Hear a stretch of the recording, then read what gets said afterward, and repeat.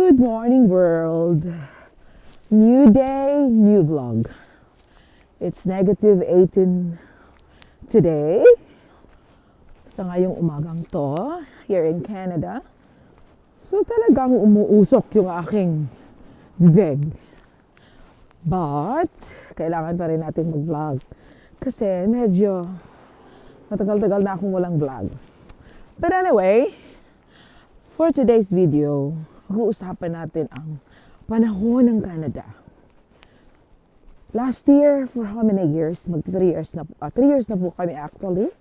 Ngayon lang namin ito naranasan na super lamig.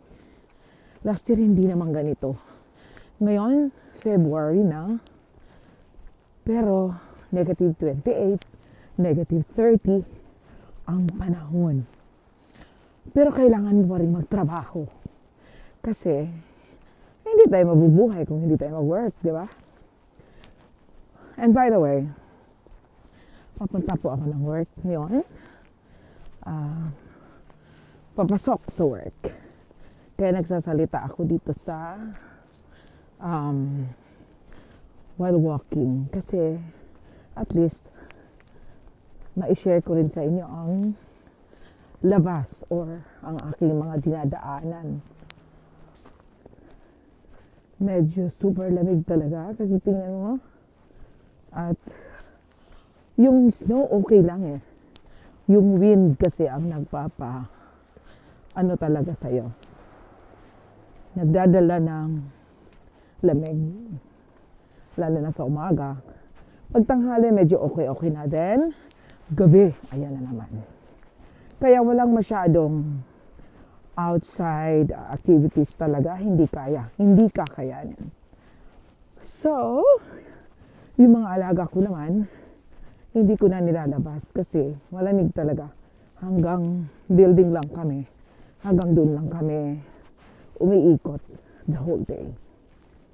So, ganun ang buhay sa Canada. Kahit malamig, kahit tamad gumising sa umaga, kailangan mo pa rin magtrabaho, kailangan mo pa rin gumising. Kasi, ganun ang buhay eh. Malamig man yan, pero if you are in complete attire, may complete gear ka, hindi mo naman siya masyadong mafe-feel. Of course, maramdaman mo kasi yung hangin sa labas. Pero dapat talaga doble at triple ka. Meron kang panlamig na t-shirt or long sleeve. Tapos meron ka ring sweatshirt and yung winter jacket mo. Tapos kailangan yung pantalon mo, meron ka ring thermal sa loob bago ka magsuot ng iba or yung maong. And then yung shoes mo, kailangan din talaga nasa proper shoes ka.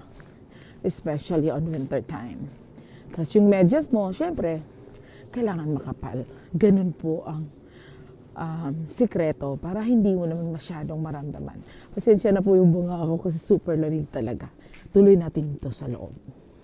So, nandito na ako ngayon sa loob ng building, yung condominium. Sa condominium po kasi nakatira yung aking mga amo. And it's too early. It's still 8. Good morning. It's still 8:10. Kaya nandito lang ako muna sa labas. Kasi 8:30 pa naman yung pasok ko. Nakita ko yung bintana. Naka-close pa. Wala pang ilaw. So, tulog pa yun sila. Anyway, so tuloy po ang ating buhay. Ganun po ang buhay namin pag taglamig. Kailangan proper gear ka. Kailangan proper attire. Para hindi mo naman ma-feel na talagang super lamig, 'di ba? Nasa diskarte na lang po natin 'yan. And then tungkol naman po sa trabaho, okay naman po. And alam ko marami po kayong naririnig tungkol dito sa mga latest news about sa amin dito sa Canada, lalo na sa mga temporary foreign workers, TFWs.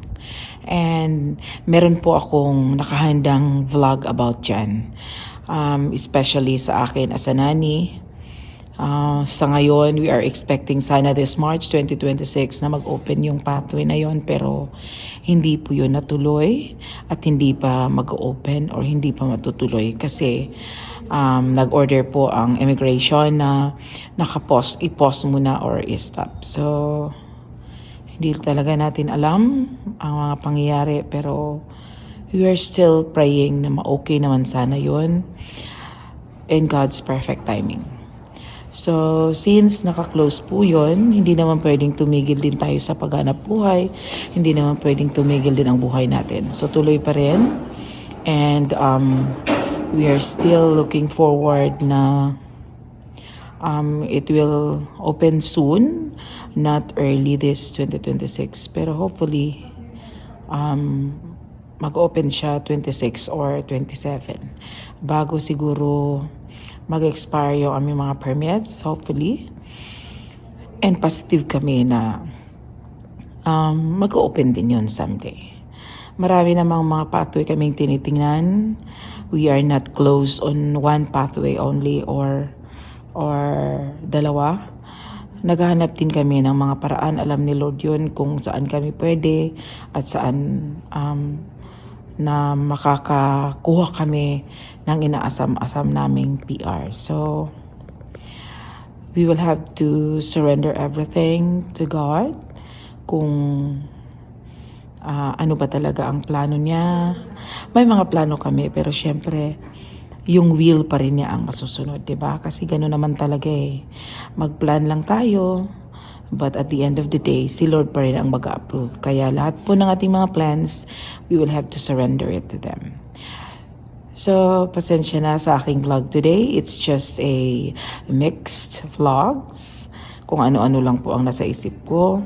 Para lang po may mga updates or may mga bagong news man lang sa mga nangyayari. Pero after this, meron po akong mga vlog regarding po doon sa pathway na nag-close at yung aming situation or saan na ba kami dito sa Canada as temporary foreign workers. Sa ngayon, saan na ba kami? Ano na ba ang buhay? At ano na ba ang natatahak na namin? Tinatahak na namin at tatahakin pa lang. So, yun lamang po for today. And short video lang ito. And I hope na na-update kayo at may napulot din kayong konting kaalaman sa video ko na to. Thank you. And see you on our next vlog. Don't forget to be happy and tuloy lang po ang buhay natin. Babush! God bless everyone. Bye!